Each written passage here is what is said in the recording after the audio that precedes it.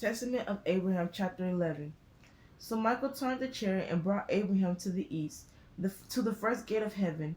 And Abraham saw two ways, one narrow and contracted, the other broad and spacious.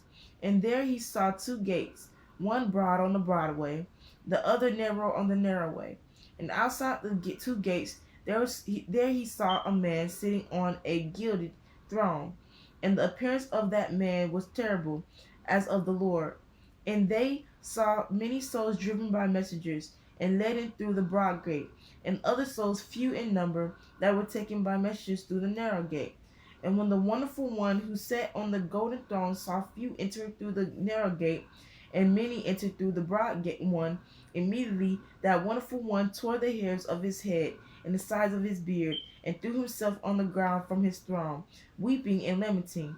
But when he saw many souls entering through the narrow gate, then he arose from the ground and sat on his throne in great joy, rejoicing and exulting.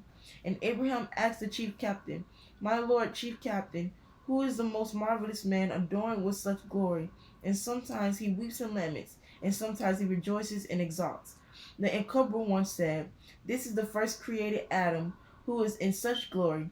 He looks on the world because all are born from him.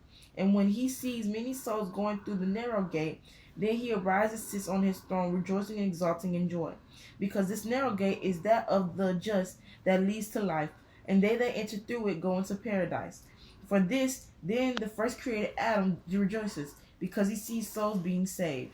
But when he sees many souls entering through the broad gate, then he pulls out the hairs of his head and casts himself on the ground, weeping and lamenting bitterly.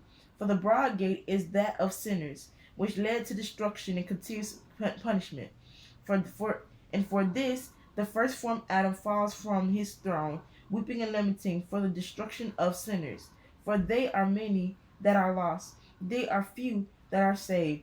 For in 7,000 is scarcely found one soul saved, being righteous and undefiled.